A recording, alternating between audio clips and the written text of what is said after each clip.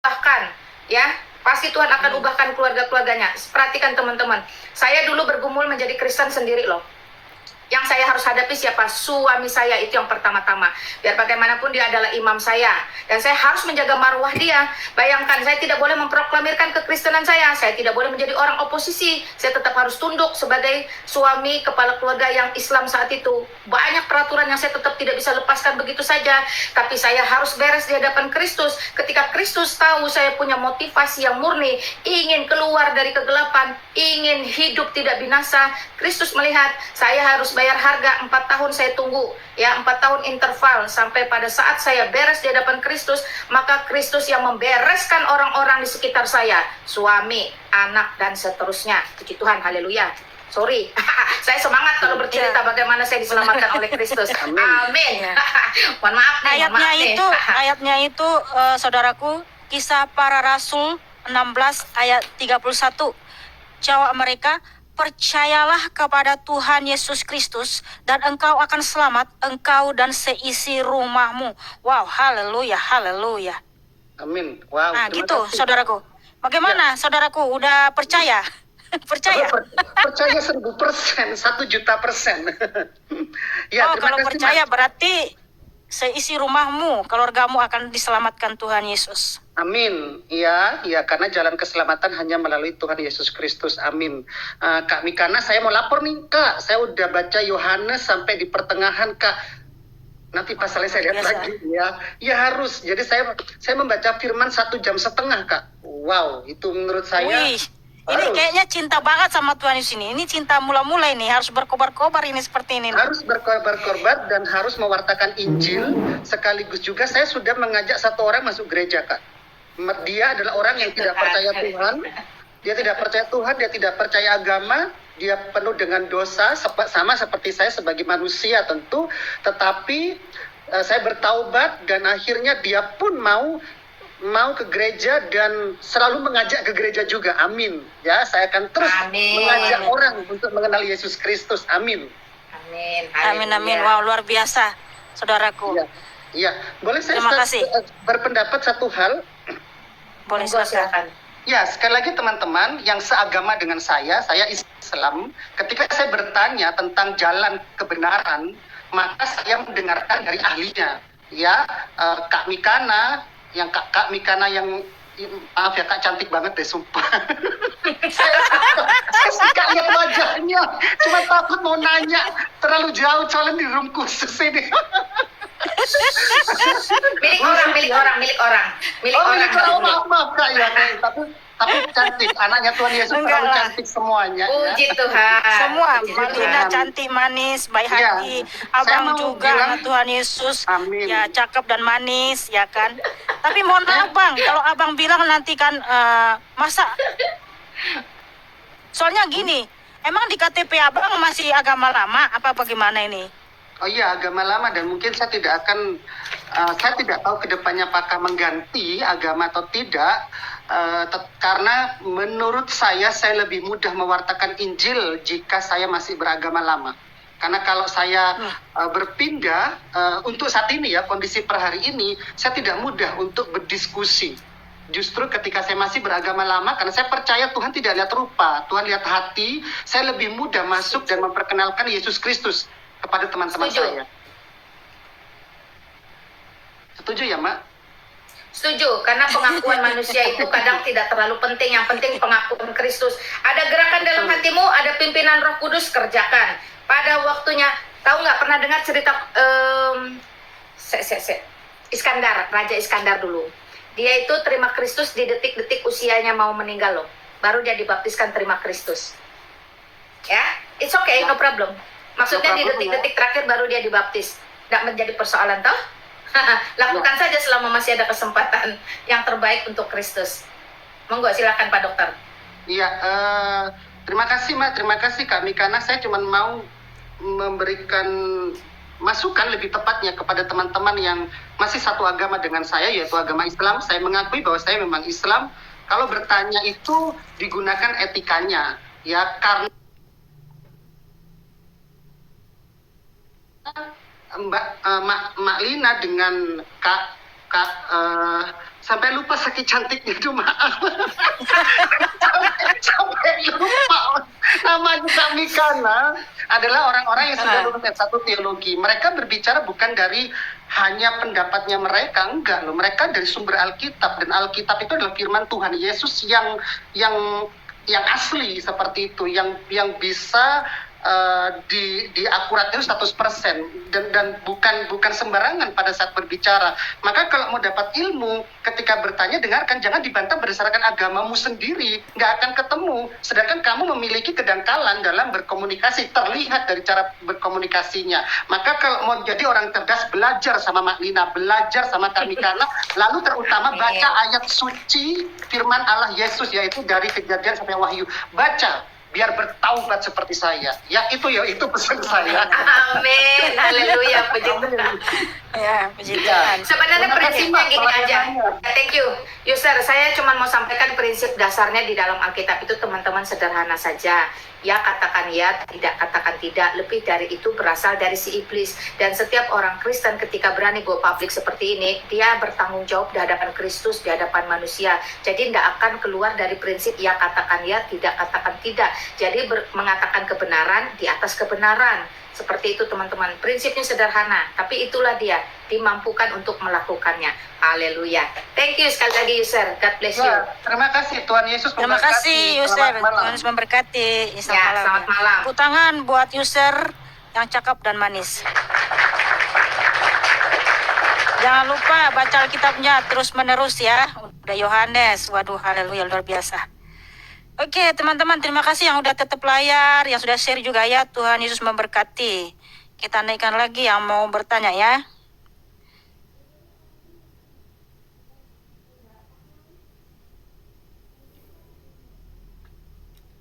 Terima kasih semua teman-teman ya.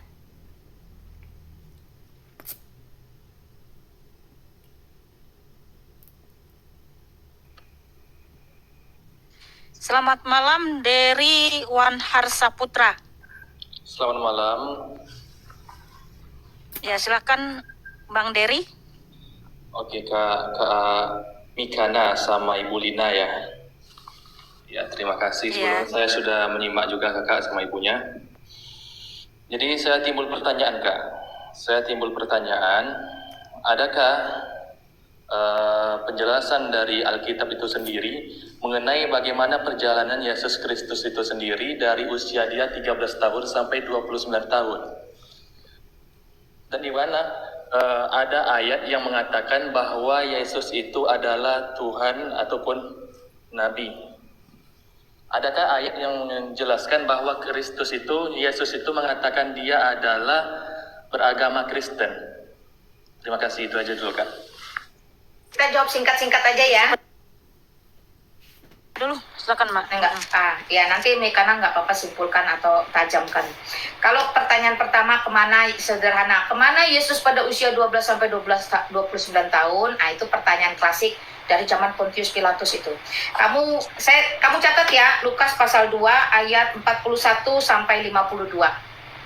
Nah, di situ jelas di perikopnya aja berjudul Yesus pada umur 12 tahun dalam bait Allah. Jadi dalam masa-masa itu saya bacakan aja deh. Tiap-tiap tahun orang tua Yesus pergi ke Yerusalem pada hari raya Paskah. Jadi setiap tahun Yesus tidak menghilang, tidak raib, tidak kemana-mana. Dia hidup bertumbuh sama seperti manusia lainnya dan mengikuti tradisi-tradisi orang tuanya, termasuk merayakan Paskah setiap tahun. Itu di ayat 41 ya. Lalu ketika usia berumur 12, dia masuk ke dalam bait Allah. Dia belajar di situ, mengajar juga di situ, memberi jawaban-jawaban. Kenapa anak 12 tahun bisa memberi jawaban-jawaban? Karena dia sejatinya adalah Allah yang nuzul ke dunia menjadi manusia. Jadi dia tahu persis ya. Jadi dia tahu persis pengajaran-pengajaran, nubuatan-nubuatan para nabi. Perhatikan, saya baca aja ayat yang ke 51. Ketika Yesus setelah merayakan Paskah itu, lalu ia pulang bersama-sama mereka ke Nazaret dan ia tetap hidup dalam pengasuhan mereka.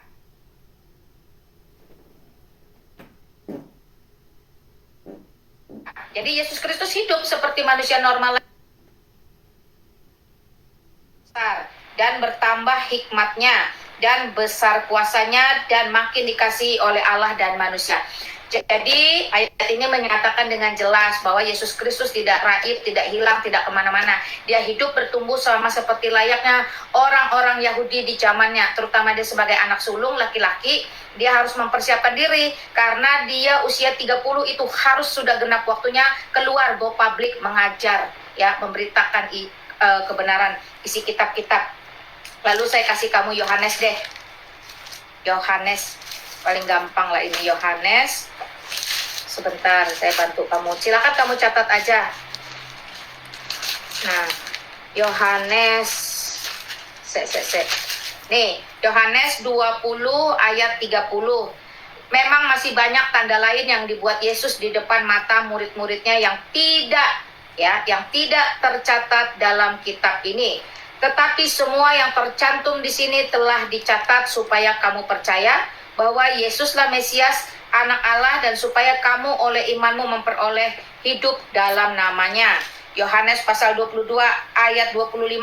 Masih banyak hal-hal lain lagi yang diperbuat oleh Yesus. Tetapi jikalau semuanya itu harus dituliskan satu persatu, maka agaknya dunia ini tidak dapat memuat semua kitab yang harus ditulis itu.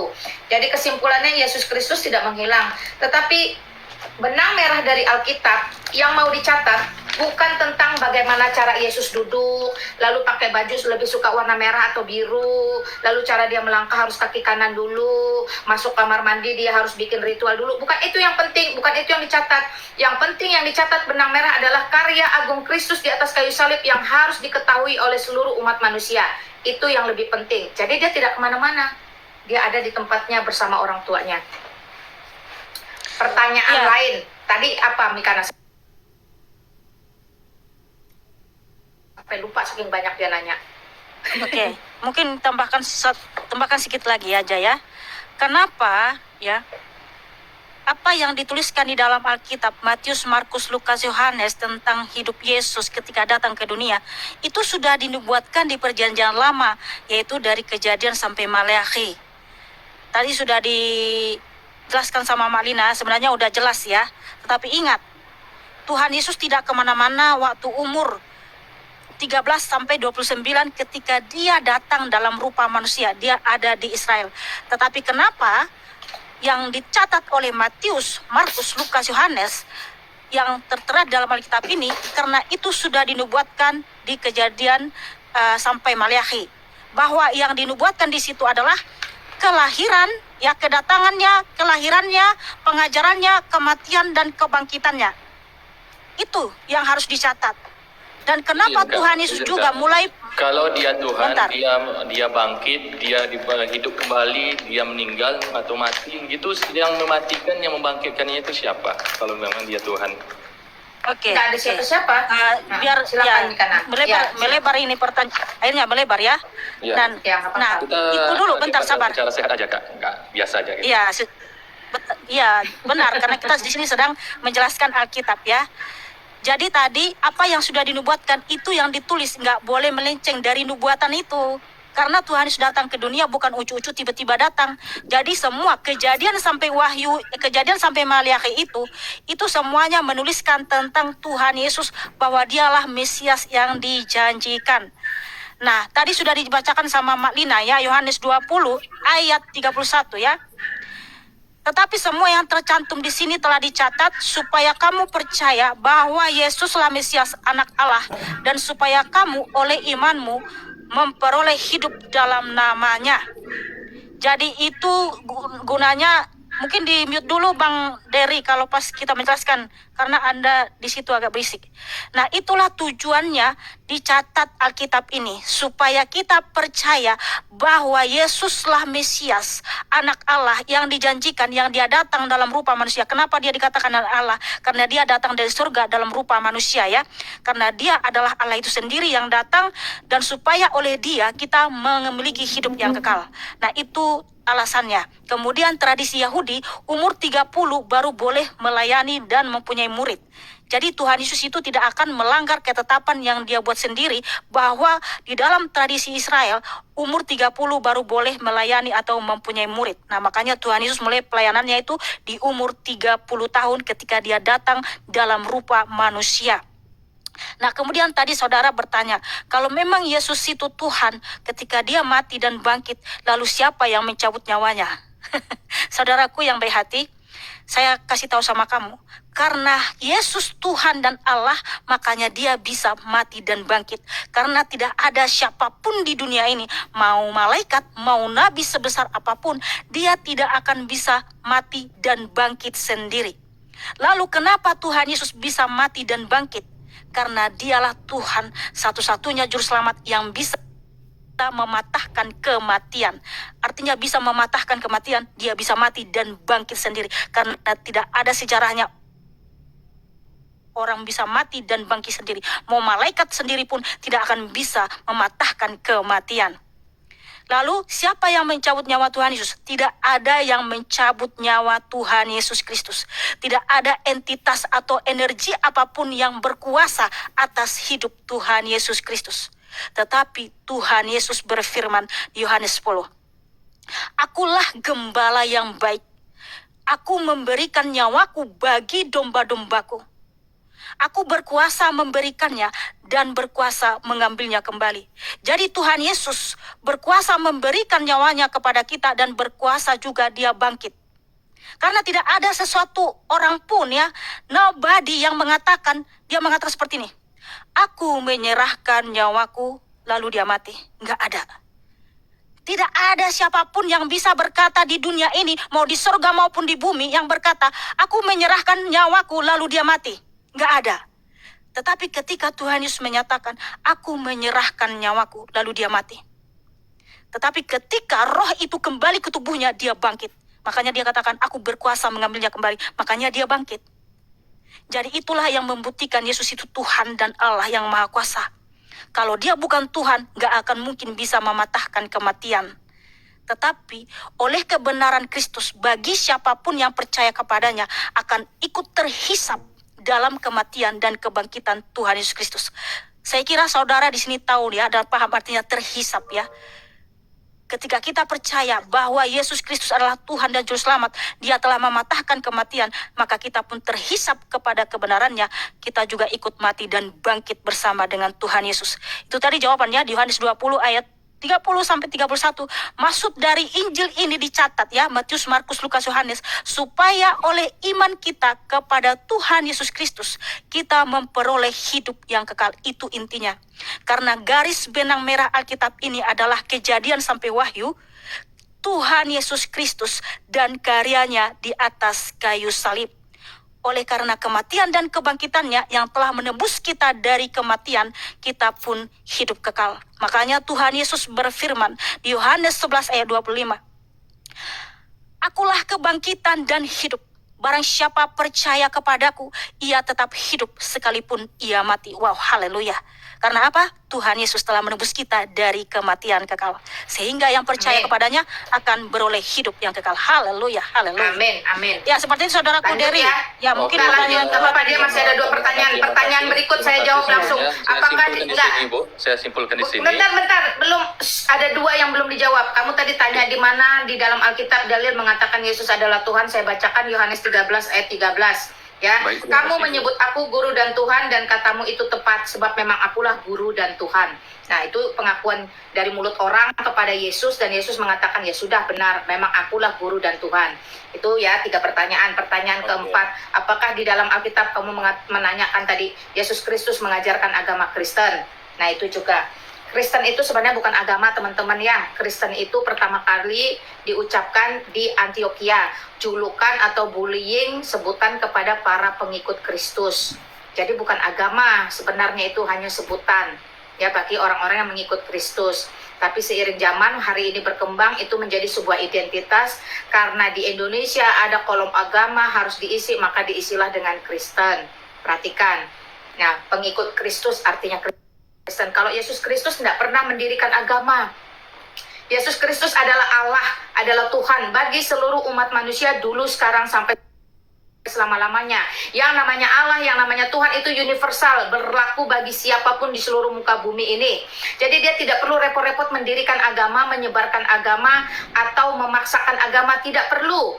dia cukup menawarkan dirinya sebagai Allah, sebagai Tuhan dan Juru Selamat, karena sejatinya dia memang adalah Allah yang nuzul ke dunia menjadi manusia. Bagi yang percaya akan selamat, bagi yang tidak percaya tidak akan selamat. Itu sesederhana itu rumusnya. Lalu agama itu apa? Agama itu dari bahasa Sanskerta, tidak gama kacau. Tidak kacau, artinya itu adalah sistem yang dibuat, yang dibentuk oleh manusia dengan standar moral yang tinggi. Dengan tujuan apa? Tujuannya cuma satu, mengatur cara hidup manusia supaya tertib di muka bumi, dan sebagai upaya manusia mencapai Allah, mengenal Allah, atau menghadirkan Allah ke dalam hidup manusia. Sekali lagi, agama itu bentukan buatan oleh manusia berdosa. Jadi Yesus Kristus tidak pernah mendirikan agama, tidak pernah membangun agama, tidak pernah ekspansi mengotori tangannya dengan darah supaya menyebarkan agama. Tidak pernah, karena dia sejatinya adalah Allah, dan Allah itu universal bagi semua umat manusia. Perkaranya cuma satu, you percaya atau enggak. Sampai di situ aja. Jadi ya silakan kalau Mikana mau tajamkan. Ya, sebenarnya tadi ya, pengakuan Yesus Tuhan dan Allah itu sangat banyak dalam Alkitab. Karena ingat, Kejadian sampai Wahyu ini adalah firman Tuhan Yesus Kristus. Di Perjanjian Lama, dia dikenal sebagai Yod-Heh-Vaveh, di mana bangsa Israel menyembah nama Tuhannya adalah Yod-Heh-Vaveh, karena Yesus Kristus adalah Yahweh itu sendiri. Tuhan Yesus berfirman di Yohanes 8 ayat 24, kalau kamu tidak percaya bahwa akulah dia merujuk ke Yahweh ya, kamu akan mati dalam dosa-dosamu. Jadi ini adalah firman Tuhan Yesus, Kejadian sampai Wahyu. Nah, yang didengar para nabi, yaitu Musa, Nabi Yesaya, Yunus, Nabi Daniel, dan lain sebagainya, mereka itu mendengarkan firman Tuhan Yesus. Tuhan Yesuslah yang berfirman kepada mereka, prainkarnasi. Nah, ketika Tuhan Yesus datang ke dunia, dia sering mengaku dia adalah Allah itu sendiri ya. Ayatnya di Lukas 8 ayat 26 sampai 39. Nanti saudara silahkan baca ya. Lukas 8 ayat 26 sampai 39. Di sini Tuhan Yesus mengusir roh jahat ya, menyembuhkan seorang yang kerasukan roh jahat. Di mana ada yang kerasukan roh jahat, bertahun-tahun dia tidur di pekuburan, saudaraku ya. Bahkan rantai yang besar itu pun bisa diputuskannya oleh karena ada kuasa si jahat di dalam dirinya. Nah, ketika Tuhan Yesus datang ke situ, dia menyembuhkan orang yang kerasukan ini sehingga dia sembuh. Apa kata Tuhan Yesus? Kita baca di Lukas 8 ayat 39. Pulanglah ke rumahmu dan ceritakanlah segala sesuatu yang telah diperbuat Allah atasmu. Wow, haleluya, Tuhan Yesus mengaku Allah loh saudaraku ya. Pulanglah ke rumahmu dan ceritakanlah segala yang diperbuat Allah kepadamu. Maka kita baca ayat selanjutnya. Orang itu pun pergi mengelilingi seluruh kota dan memberitahukan segala apa yang diperbuat Yesus atas dirinya. Tuhan Yesus Kristus. Karena apa? Dialah Allah kita yang maha kuasa. Makanya orang yang sembuh itu pergi menceritakan apa yang sudah diperbuat Yesus, yaitu Allah itu sendiri kepadanya. Nah, itu salah satu bukti bahwa Yesus itu Allah. Karena ketika Tuhan Yesus mengaku Tuhan Allah, itu bukan sekedar pengakuan. Jadi di dalam Alkitab ini bukan sekedar pengakuan, tapi di atas level pengakuan.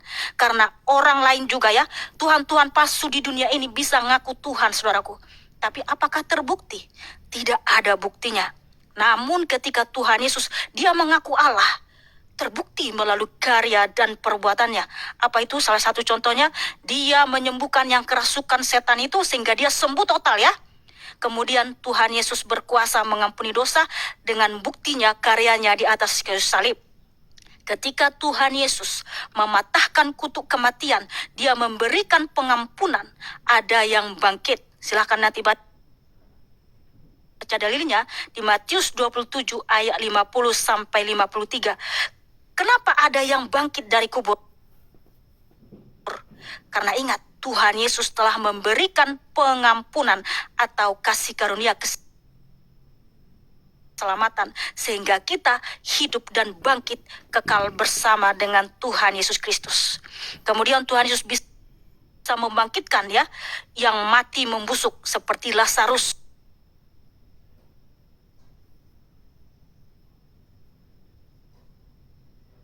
Kenapa Tuhan Yesus bisa membangkitkan yang mati membusuk 4 hari?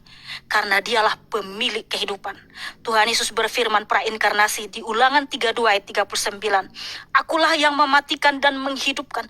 Akulah yang meremukkan dan menyembuhkan. Tuhan Yesus menyembuhkan banyak penyakit, menciptakan mata yang baru, orang tuli mendengar, orang buta melihat, ya, orang lumpuh berjalan, yang mati bangkit. Tuhan Yesus hanya berfirman, bangkit Lazarus, bangkit. Anak muda, bangkit, bangkit. Karena apa? Dialah pemilik kehidupan. Kalian tahu Nabi Elia, Rasul Petrus, Rasul Paulus, ya, Rasul Paulus membangkitkan anak muda yang mati ketika jatuh dari sotoh. Rasul Petrus membangkitkan Dorcas, Nabi Elia juga membangkitkan, ya. Kuasanya dari siapa?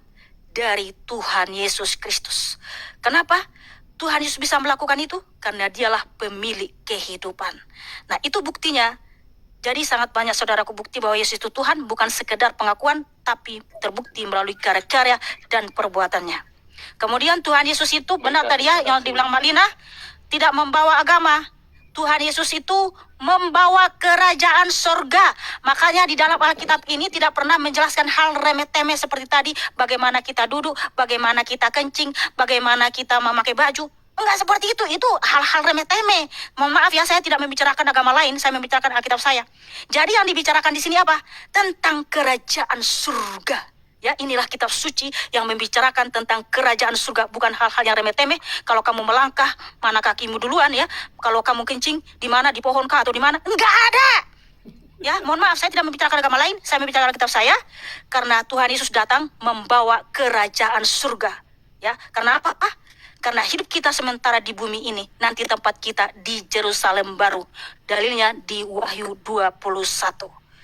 Terima kasih saudaraku Dehri. Terima kasih Kak. Terima kasih Mak Lina. Sehat selalu kakak-kakak. Jadi untuk sahabat-sahabat saudara-saudara yang beragama Islam maupun agama Kristiani, perkokoh keimanan, kuatkan iman, lakum dinukum waliyadin, untukku agamaku, untukmu agamamu. Tidak ada permasalahan, kita sama-sama disatukan oleh Negara Kesatuan Republik Indonesia. Jangan kita jadikan perbedaan menjadi sebuah permasalahan. Tapi dengan perbedaan itulah kita menjadi kuat. Terima kasih Kak, kira-kira itu. Ya, saya makasih, mendengarkan banyak saudaraku. pengalaman yang luar biasa dari kakak-kakak sekalian. Terima kasih semuanya. Ya. Mohon maaf Makasih, ketika saudaraku. ada salah sekali. Ya, terima kasih. Gak apa-apa Deri, Ya, terima kasih Deri, Wanhar, ya. Itu urusanku. Ya, alhamdulillah. Ya, Puji thank Tuhan. you. Nah, Ya, salam sehat selalu Ya, Tuhan buatmu Bang berkati. Deri. Tepuk tangan buat Bang Deri Wanhar Saputra yang cakep dan manis.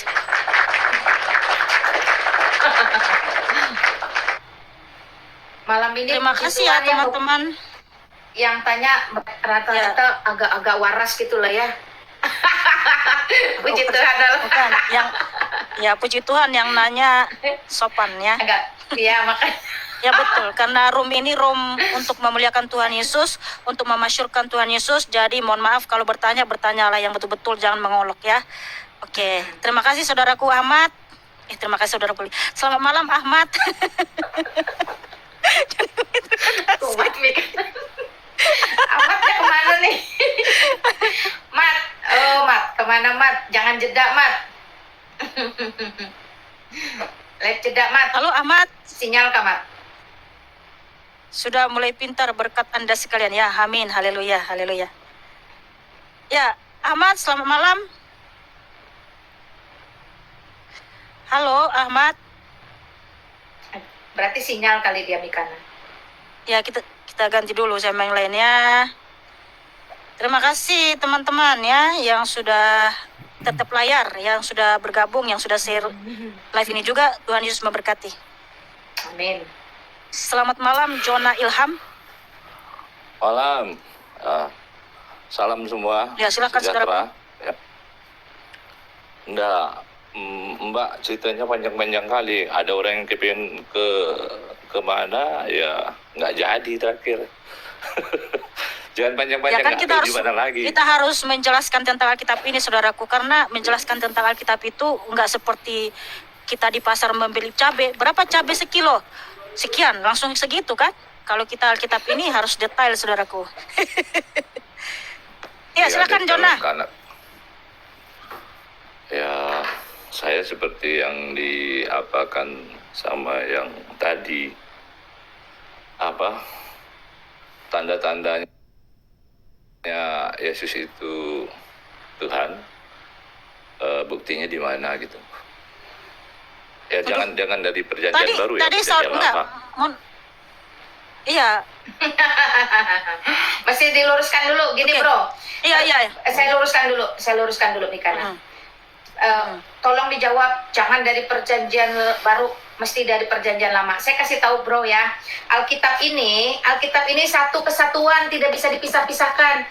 Perjanjian lama dan perjanjian baru itu bukan berarti lama sesuatu yang usang lalu baru itu hasil revisi, bukan, itu salah besar ya.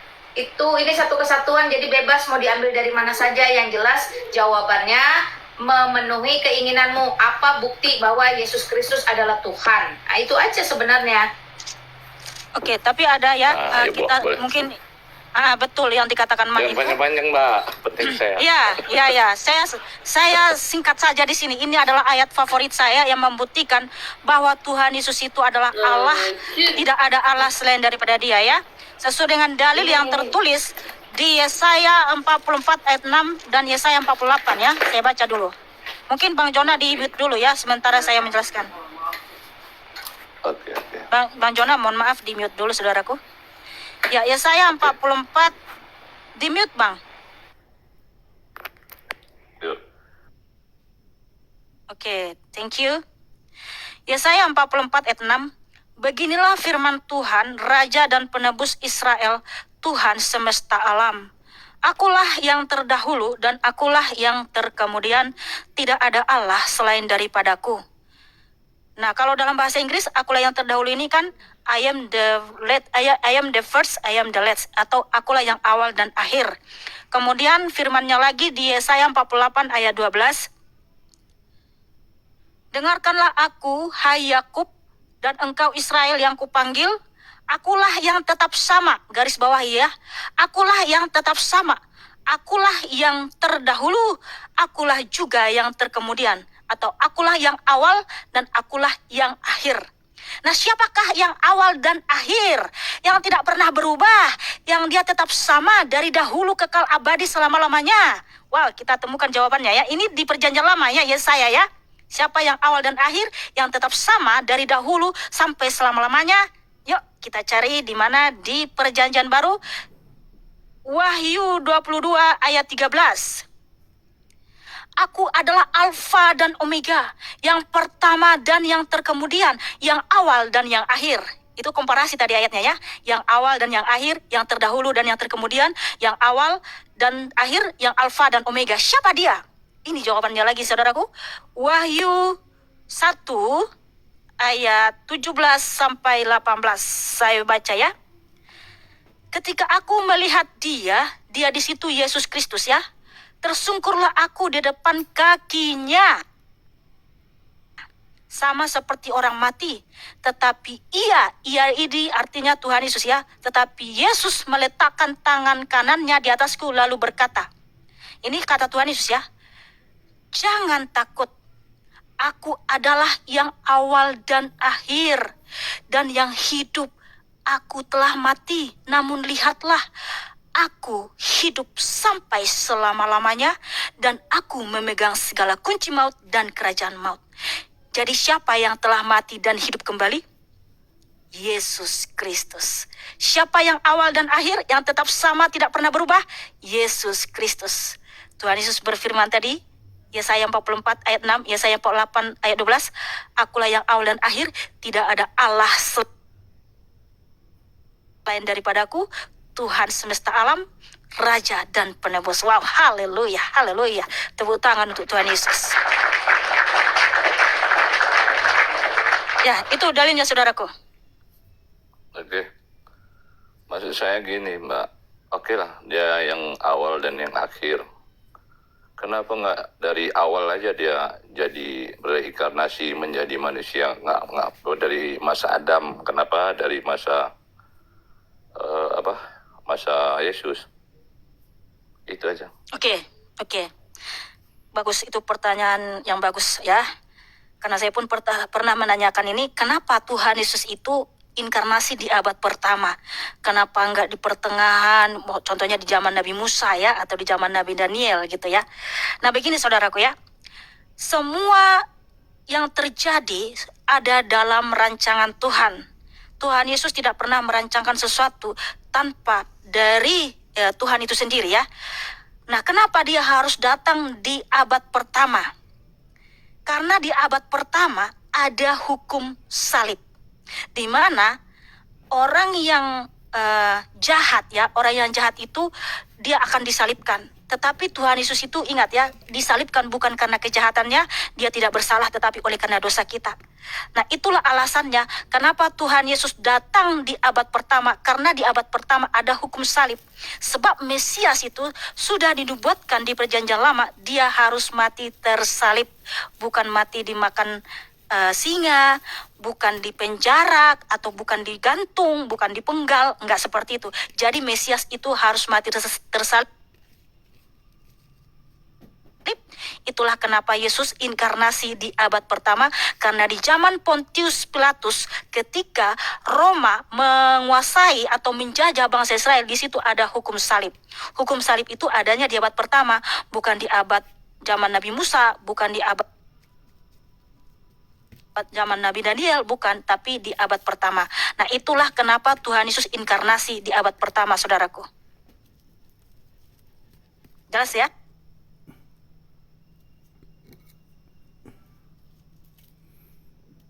Oke.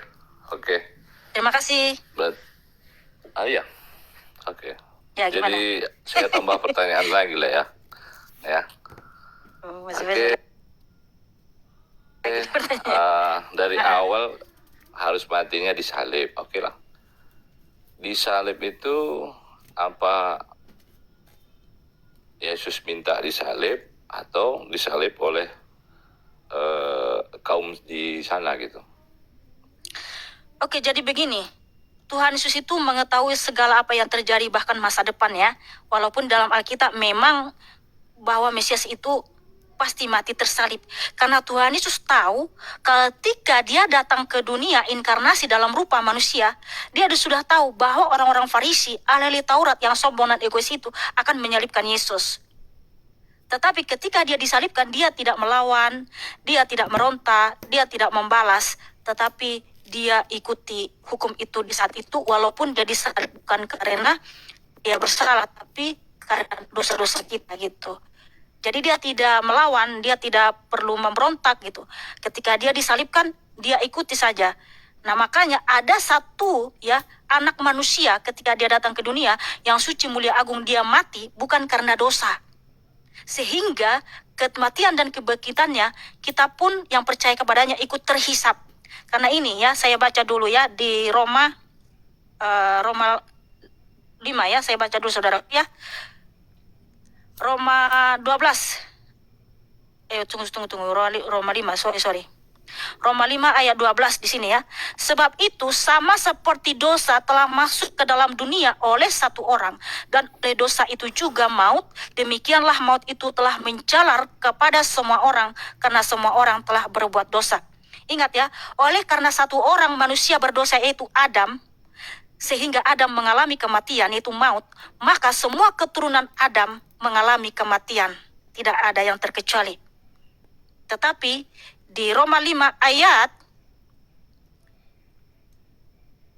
15 ya, tetapi karunia Allah tidaklah sama dengan pelanggaran Adam. Sebab jika karena pelanggaran satu orang, semua orang telah jatuh di dalam kuasa maut, jauh lebih besar lagi kasih karunia Allah dan karunia-Nya yang dilimpahkannya atas semua orang karena satu orang, yaitu Yesus Kristus. Nah karena ada satu anak manusia yaitu Yesus Kristus mati bukan karena dosa, tetapi oleh karena kejahatan manusia, maka dia mati dan bangkit. Sehingga yang percaya kepada Tuhan Yesus Kristus menjadi terhisap dalam kebenaran Kristus itu, sehingga kita pun akan ikut mati dan bangkit. Karena Tuhan Yesus sudah membenarkan kita, sudah menyucikan dosa-dosa kita. Nah seperti itu saudaraku. Oke. Kalau saya sih, pemikiran saya loh, kalau yang Maha Kuasa itu ya, tidak pernah mati, karena dia maha, artinya tidak terbatas kekuasaannya. Nah, kalau bisa mati, berarti menurunkan menurunkan kemampuannya. Artinya gini, Tuhan itu bisa segala, bisa maha kuasa lah. Nah, kalau dia bisa mati, bisa menjadi manusia dan mati, berarti kemahakuasaannya tuh hilang gitu. Coba dijelaskan gitu. Hilangnya di mana, Bang? Karena dia mati dan bangkit. Justru itu menunjukkan dia maha kuasa ketika dia mati dan bangkit. Tidak, bukan Emangnya mati dan saya bangkit. tanya, oke. Saya tanya sama Abang. Siapakah yang pernah ya, baik di surga maupun di bumi yang pernah mati dan bangkit sendiri? Siapa, Bang? Kalau yang pernah mati dan bangkit, kalau saya sih, kalau menurut sebagian orang ataupun yang saya dengar, ya kalau Isa itu tidak mati, tapi diangkat ke langit. Itu kan kalau yang katanya. saya dengar. Nah, gini, Ya. itu Bukan itu pertanyaannya. Jawab saja. Pertanyaannya apakah di dalam sejarah peradaban manusia pernah ada satu tokoh, satu orang manusia yang mati kemudian dia bangkit lagi? Atau siapapun, mau manusia, mau malaikat, siapakah yang pernah mati dan bangkit sendiri? Silakan jawab. Adakah? Kalau ada silakan siapa, kalau tidak ada bilang tidak ada. Kalau agama yang pernah saya dengar dari sebagian ulama, kalau saya bilang orang tetap mati dan bangkit, tetap dibangkitkan suatu saat nanti. Nah, bukan yang suatu sudah saat. pernah, Bang, suatu saat. Siapakah yang pernah mati dan bangkit sendiri, Bang? Siapakah yang bisa mematahkan kematian, Bang? Itu pertanyaan saya. Dijawab saja. Kalau ada silakan siapa. Kalau tidak ada berarti gini, kenapa tidak ada? Gini, kalau Ada, karena tidak ada itulah makanya sejarah mencatat satu-satunya manusia yang pernah hidup di peradaban muka bumi ini, Yesus Kristus itu mati cuman 3 hari, turun dalam kerajaan maut itu cuman untuk mengambil kunci kerajaan maut, lalu dia kembali bangkit mengembalikan nyawanya.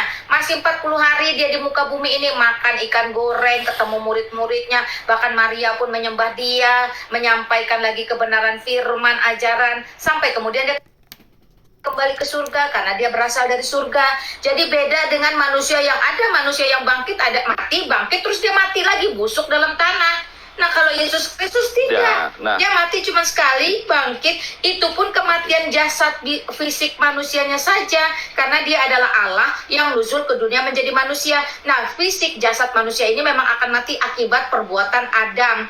Dosa, upah dosa itu maut, adalah kematian fisik.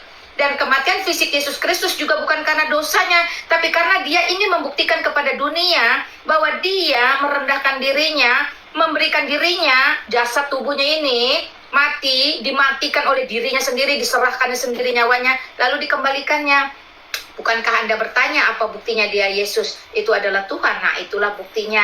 Tidak ada sejarah mencatat satupun manusia di muka bumi ini yang bisa mati, menyerahkan nyawanya, kemudian bisa hidup karena dia mengembalikan nyawanya. Dia hidup tidak raib loh. Dia hidup tidak langsung melarikan diri loh. Dia hidup masih 40 hari loh di muka bumi loh. Membuktikan bahwa dia benar-benar hidup. Nah, itu tidak ada satu orang pun yang bisa. Itulah buktinya dia Tuhan. Ada 2 pendapat. Sebagian pendapat bahwa dia yang disalib. Bang Jona. Ada 2 pendapat ya. Maksudnya masing-masing menguatkan pendapatnya masing-masing lah. Oh, itu bukan pendapat. Kami berbicara tentang firman Tuhan. Kami tidak berpendapat, tapi kami menyampaikan firman Tuhan. Kalau Isa alaihissalam, kalau abang ini mau menyamakan Isa alaihissalam, mohon maaf, sorry, orang Kristen tidak kenal, tidak mempercayai, tidak menghargai atau apapun istilahnya Isa alaihissalam, karena tidak ada dicatat dalam Alkitab. Kami hanya mempercayai apa yang ada di dalam Alkitab, Kejadian sampai Wahyu. Di luar Alkitab itu semuanya palsu dan sesat bagi iman kami. Tapi kalau bagi iman Anda, ya terserah, silakan saja. Tapi tidak bisa disamakan, gitu loh. Iya. Iya, maksud kemudian saya juga seperti Mak, itu. Alkitab ini Bang Jona Alkitab ini Kejadian 10 Wahyu itu bukan pendapat-pendapat para nabi, tapi berdasarkan fakta sejarah di mana mereka sendiri melihat kesaksian itu. Mereka mendengarkan suara Tuhan Yesus, melihat langsung peristiwa penyaliban itu, bukan halu. Ini asli, ya. Asli berdasarkan fakta sejarah, karena kitab suci itu nggak boleh bertentangan dengan sejarah. Sekalipun kita tutup Alkitab ini, banyak para sejarawan yang menulis bahwa Yesus Kristus yang disembah oleh orang Kristen pernah disalib, mati dan bangkit itu di zaman Pontius Pilatus. Karena peristiwa penyaliban itu gempar Bang, bukan sembarangan. Karena apa? Yang disalib itu bukan manusia biasa, tapi dia adalah manusia Allah, ya Tuhan itu sendiri. Karena apa? Di waktu kejadian itu banyak peristiwa yang terjadi, dan itu penyaliban ya di saat Pontius Pilatus memerintah. Ada Oke, sejarawan ya, Udah. 5 orang yang mencatat. Saya Gini, kasih tahu gini, sama Mbak. kamu. Oh. Literatur Rabidis Yahudi, Tacitus, Plinius yang muda, Josephus Flavius itu sejarawan Bang. Yang Iya, mereka iya. Cukup aja, melihat Bukana. peristiwa itu Bang, melihat peristiwa itu, bukan Iya. halu, bukan halu. Iya, Enggak, karena artinya sudah gini. tutup aja pertanyaannya udah banyak daripada cengengesan diketawain orang Iya, menjawab. gini maksudnya Nah, ada aja. dua, Udah, cukup aja, sejarah Jona, itu yang cukup. bisa Terima diambil kasih. kesimpulan dua orang, bisa aja orang kesimpulan yang Tidak ada sejarah tidak orang dua orang itu bagi kamu, bagi kami tidak ada. Enggak, bagi kami tidak ada. Jangan memaksakan. Iya, jangan paksa juga untuk Gini, kami Jona. jadi Iya, Iya, Anda kan bertanya iman di sini, kenapa Anda memaksakan iman Iya. Anda di sini? Iman Anda tidak diterima di sini. Jadi iman Anda itu harusnya Anda sampaikan di ruangan Anda. Jangan sampaikan iman Anda di ruangan Bukan. kami. Anda datang ke sini mau framing atau mau bertanya. Kalau Anda mau bertanya, dengarkan tentang iman kami, percaya atau tidak percaya itu urusan Anda, itu masalah Anda. Tapi kalau Anda mau membandingkan dengan iman Anda, jangan di sini. Silakan Anda bicarakan dengan teman-teman seakidah Anda di Ya, ruangan Anda. kita kan cari Nah, itu aja. kebenaran Tidak sekarang. perlu, kami tidak mencari kebenaran. Kebenaran sudah ada di dalam Yesus Ya. Kristus. Absolutely, yes. Tidak bisa ditawar-menawar. Jadi kalau kamu masih mau mencari kebenaran, carilah di tempat lain. Cari Jikalau di sini tidak memuaskanmu, itu Oh, aja. tidak ada kebenaran di sini berarti. Itu urusanmu. Kami Boleh tidak lagi. memiliki otoritas atau kewajiban untuk membuat kamu percaya. Bukan Menjadi itu percaya loh, itu adalah Mbak. anugerah Kristus. Kenapa? Iya, ada. Jangan ya, paksakan imanmu di sini. Saya terima. Jangan Anda paksakan berpikiran imanmu di begitu. sini. Jangan Ya, saya paksakan terima imanmu di cara sini. berpikir Anda seperti Ya, itu, nggak ada ya, masalah. kalau Begini itu saja, jangan paksakan imanmu di sini. Kalau kamu terima, Nggak ada jangan saya paksakan paksakan. imanmu di sini. Ya, jangan paksakan kami mendengarkan tentang Isa alaihissalammu. Karena Saya itu kan tidak ada bertanya, arti bagi Mbak. kami. Ya, bertanya Saya kan baru saja. bertanya. Nah, Iya, bertanya saya saja, jangan bertanya tadi simpulkan kan. di sini. Oke, maksud saya gini lah. Stop Oke, framingnya, nggak ada masalah. stop framingnya. Iya, saya rasa itu dulu Bang Kasihan. Jona gitu ya, karena Tuhan Yesus Kristus bukan Nabi Isa alaihissalam. Nanti kalau kita tanya ya penjabaran tentang Nabi Isa dan Tuhan Yesus, kamu nanti nggak bisa jawab ya. Pada banyak yang makanya nggak tahu sudah jawab, aja. saudaraku lebih bagus sudah aja dulu ya, karena Tuhan Yesus Bedanya bukan di Nabi Isa mana? alaihissalam. Enggak ada, Coba, enggak ada, Anda enggak ada. jelaskan bedanya Isa di alaihissalam mana? itu cuma manusia sebatas nabi, tapi Yesus Kristus adalah Allah itu sendiri dan Tuhan itu sendiri. Selesai sampai di situ, jangan paksakan. Oh, Oke, mungkin kita Turunkan kasih aja, Mika, dia nanti selesai. ini aja Bang Jona. Bang Jona, kamu tahu nggak Nabi Isa alaihissalam itu ibunya adalah Maryam, di mana Maryam ini saudara Harun dan ayahnya Maryam adalah Imran, betul Nanti kan? dia melebar lagi, Mikana. Padahal viti-viti kita tuh sudah sangat banyak. Dia hanya mencari kesempatan untuk framing baru. Iya, Saya sudah nangkap orang ini. Iya. Karena saya mantan Islam, saya tahu trik ini. Saya paham. Anda menggiring mantan kemana saya Islam. paham. Iya dong. Ayo udah. Oke, ya Makanya udah sudah kalau aja, gitu. Jona. Terima kasih saudaraku Bang Jona. Sudah Tuhan aja, Jona. mengasihimu. Thank you Tepuk ya. tangan buat Tuhan Bang Jona. memberkatimu dan mengampunimu. Amin. Iya. Ya, silakan kamu tertawa. Nggak bisa, dia akan mengarah dan mengembangkan terus untuk framing. Berarti di sini tidak ada kebenaran. Sabar, Mak. Sabar, Mak. Maaf, Makasih, Bang Henry. Tidak mempan yang kayak gitu-gitu, tidak mempan. Ini kenapa ya baterai HP-ku ini makin menurun ini, dicas tapi menurun terus. Oke lah, selamat malam Kafa. Halo Kafa. Selamat malam Kafa. Selamat malam Kak Mar. Belum disapa lagi. Halo. Ada suaranya. Dengar nggak suara aku, Kak Mika? Ya, Dengar. kedengaran. Tapi bagian tadi kamu memang nggak perlu ngomong, Kak. Itu bagian kami berdua harus tuntaskan. Sorry, nggak dapat kursi Iya, kamu, Mama sorry.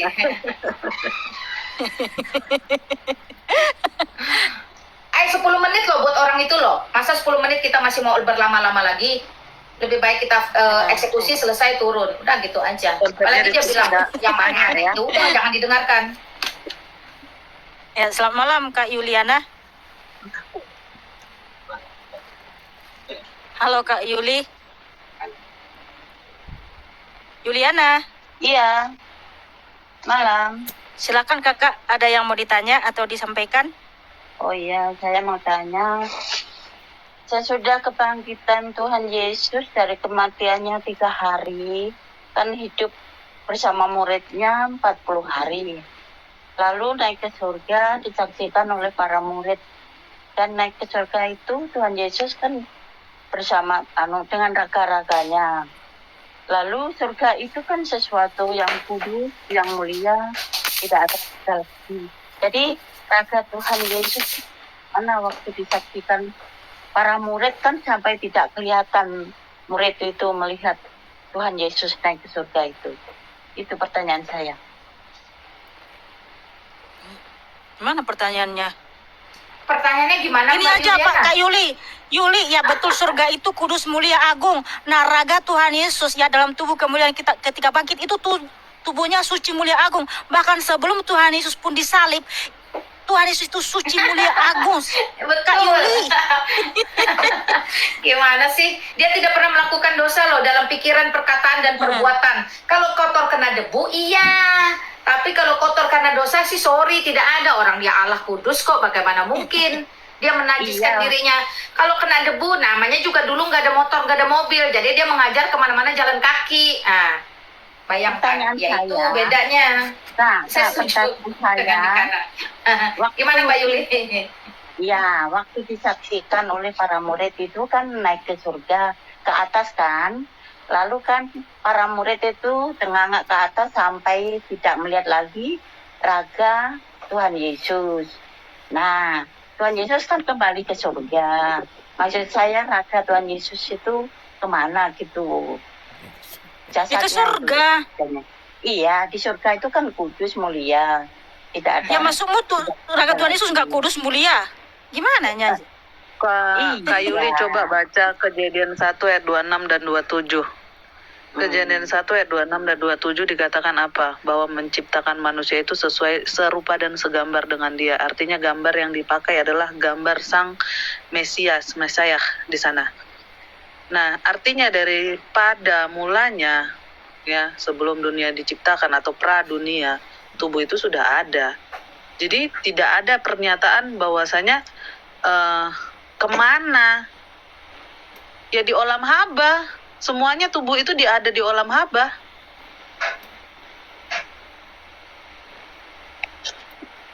Paham nggak? Coba Kak Yuliana buka Kejadian 1 ayat 26 dan 27.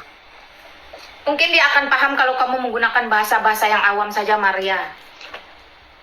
Di surga, tubuh itu sudah ada dari surga sebelum dunia ada, tubuh itu sudah ada.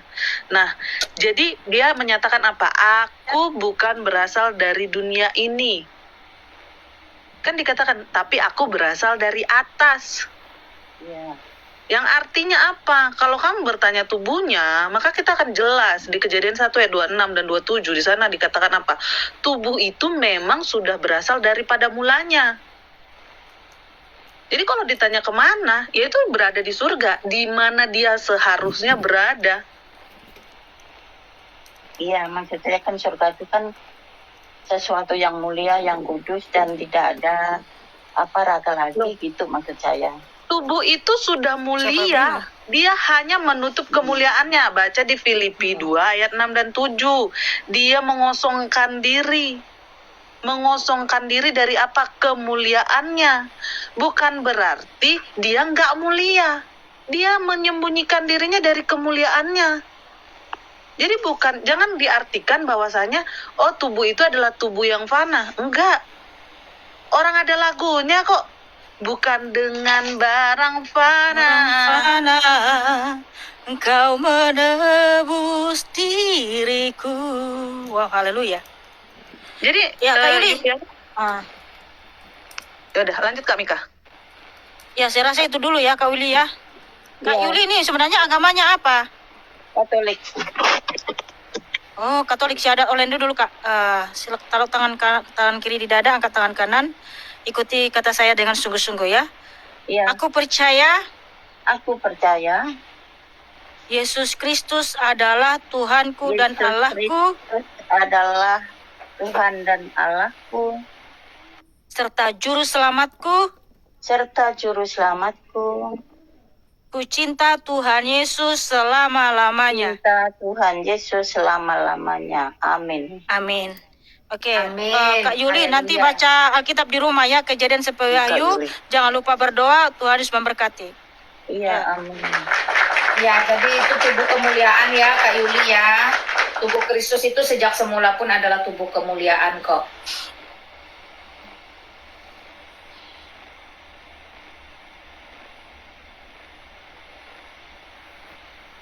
Selamat malam Bang Salahuddin. Malam, Ya silakan Bang, ada yang mau ditanya. bukan mau bertanya. Jadi, mau apa Mau. Bang? Saya kan dulunya kan dari apanya kan Kristen. Mm-mm. Hanya mau bersaksi sedikit saja. Ini kalau kesaksiannya memuliakan Tuhan Yesus silahkan, kalau bukan nggak usah Bang. Ya, saya akan memuliakan Tuhan Yesus. Oh ya, silahkan kalau begitu. Ini pengalaman yang saya alami kan begini. Mm-mm. Saya dari kecil memang Kristen. Tapi di tahun 2008 saya menjadi mualaf. Mm-mm. Tapi sekarang semenjak saya ikuti YouTube ini saya berubah lagi. Saya pun menjadi mualaf itu karena menikah dulu. Mm-mm. Jadi sekarang saya mau terima Yesus kembali. Macam saya orang yang hilang begitulah. Coba kasih penjelasan sama saya sekarang. Apakah Bang Salahuddin percaya bahwa Yesus Kristus adalah Tuhan dan Juru Selamat? Percaya. Haleluya, haleluya. Syahadat aja Ya. langsung nikah. Oke, taruh tangan kiri di dada, angkat tangan kanan saudaraku. Ya, udah. Ikuti kata saya sungguh-sungguh ya. Aku percaya Aku percaya Yesus Kristus adalah Tuhanku dan Allahku, Yesus Kristus adalah Allahku dan Tuhanku, dan Tuhanku, serta Juru Selamatku. serta Juru Selamatku. Ku cinta Tuhan Yesus selama-lamanya. Cinta Tuhan Yesus selama-lamanya. Amin. Amin. Haleluya, haleluya. Tepuk tangan. Amin. Haleluya. Anak yang hilang telah kembali, saudaraku. Jadi Ada begini lagunya Bang itu Salahuddin. Mikana. Apa lagunya? Anak bungsu pergi ke negeri seberang, tinggallah bapaknya. Nah itu teman-teman ingat ya lagu sekolah minggunya bagus loh itu dinyanyikan. Ya, thank you lanjut Mikana. Nanti kita nyanyikan. Anakku, Nah tuh. pulanglah rindu. Bapa rindu padamu. Jadi Bang Salahuddin, kalau abang sekarang sudah menyadari bahwa hanya Tuhan Yesuslah Allah dan Juru Selamat, kemudian kembali kepadanya, tangan Tuhan Yesus terbuka. Anak yang hilang telah ditemukan. Anak yang hilang telah kembali. Tuhan Yesus mengasihi Bang Salahuddin, Tuhan Yesus mengasihimu dan mengampuni kesalahanmu. Yang penting kamu datang kepadanya, akui segala kesalahanmu, akui segala kekilafanmu dahulu, pernah meninggalkan Tuhan Yesus, dan bertobatlah. Karena ada firman Tuhan ya, saya baca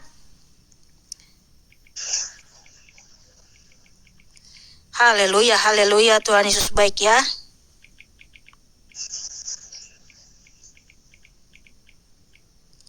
Oke. Ya. 1 Yohanes 1 ayat 9. Jika kita mengaku dosa kita, maka Ia adalah setia dan adil, sehingga Ia akan mengampuni segala dosa kita dan menyucikan kita dari segala kejahatan kita. Haleluya, haleluya.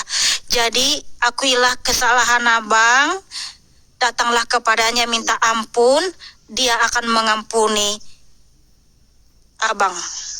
Jelas ya bang? Tapi ingat, ketika abang sudah bertobat datang kepada Tuhan Yesus, ada juga firman Tuhan ya, bahwa tidak boleh lagi murtad ya. Ibrani 6 ayat 6. Namun yang murtad lagi tidak mungkin dibaharui sekali lagi sedemikian hingga mereka bertobat, sebab mereka menyelipkan lagi anak Allah bagi diri mereka dan menghinanya di muka umum. Nah, abang kan sudah pernah murtad nih, tapi sekarang sudah kembali. Bertobatlah dengan sungguh-sungguh bang. Kasihilah Tuhan Yesus, setialah sampai akhir hidupmu bang, karena nggak boleh murtad lagi. Kalau murtad lagi sudah jelas Ibrani 6 ayat 6, jangan murtad lagi. Jelas ya bang? Jelas. Macam Oke. itu sekarang kan mas nih. Ya gimana bang? Maka dari saya sekarang sudah saya tak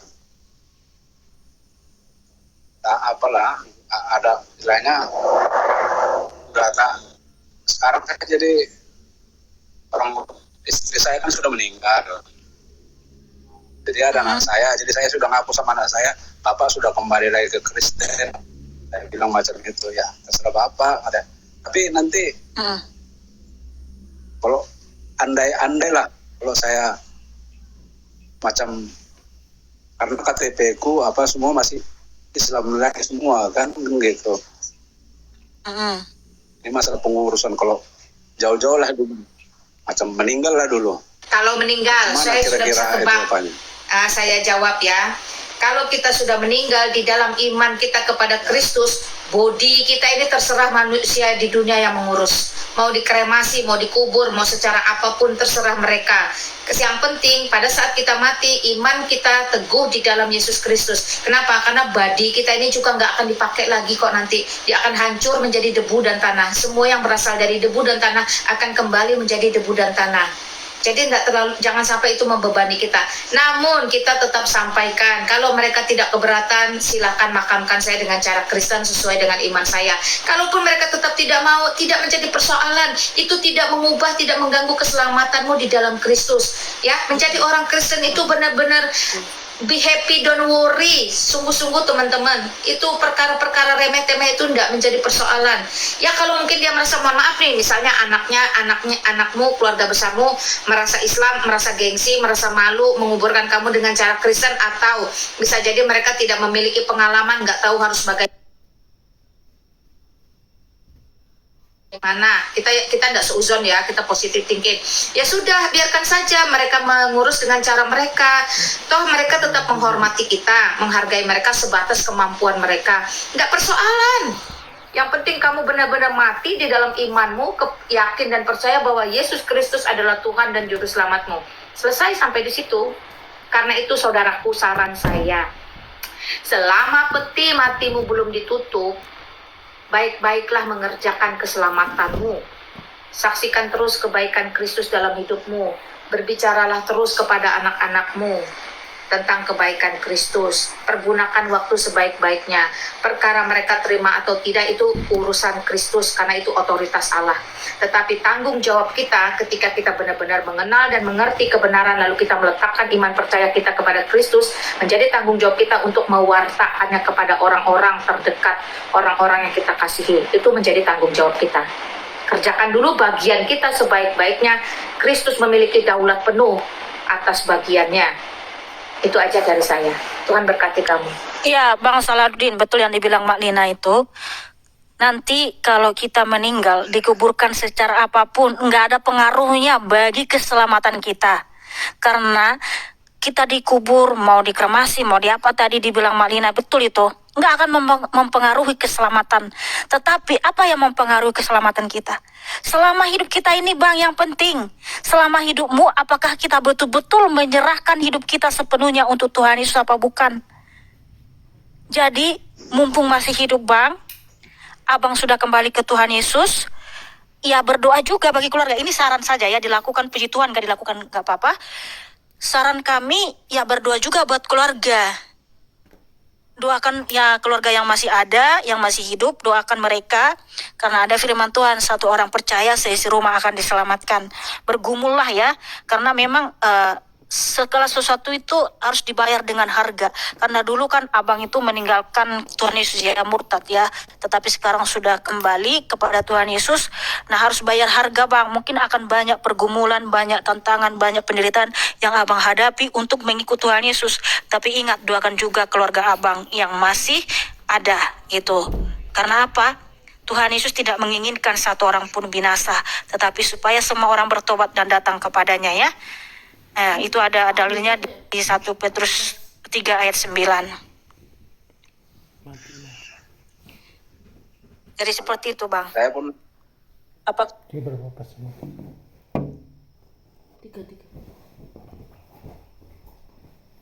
saya pun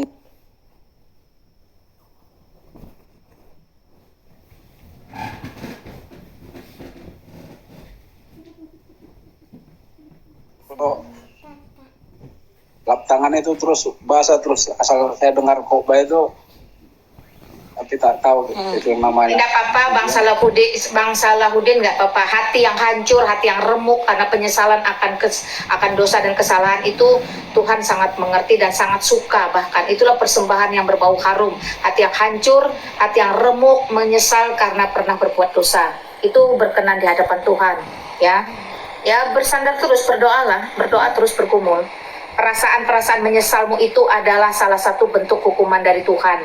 Supaya apa? Supaya kamu mengingat untuk ke depan jangan lagi melakukan hal yang sama. Itu penting.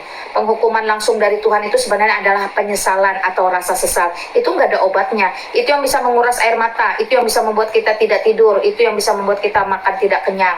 Ya, penyesalan yang tiada habis. Karena itu bertobatlah. Mengapa harus binasa? Amin.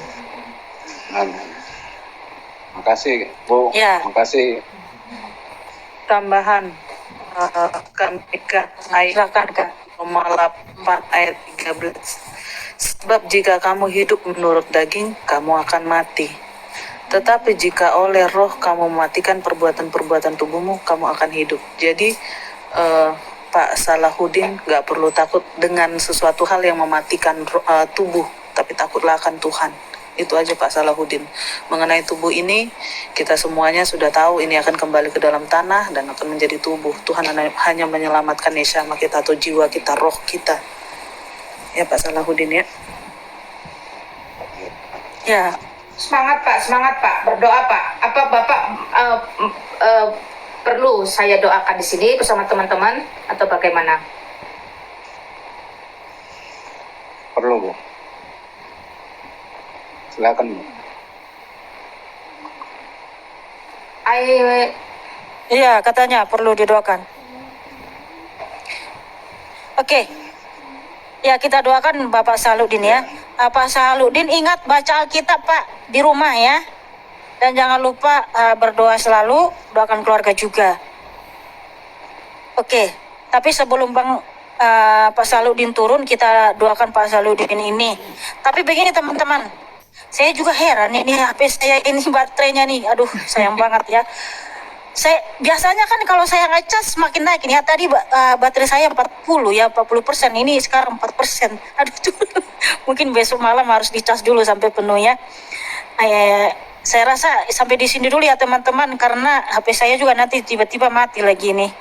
Mungkin harus diperbaiki dulu besok ini. Apa harus dicas penuh ya? Cabut dulu casnya. Kalau cabut casnya nanti mati lagi. Ya udah kita berdoa aja ya karena ya. Oke. sekalian gini Mak, sekalian doa penutup biar ini Ya, untuk sama Salahuddin, ya. juga teman-teman yang masih sama yang masih antri di bawah.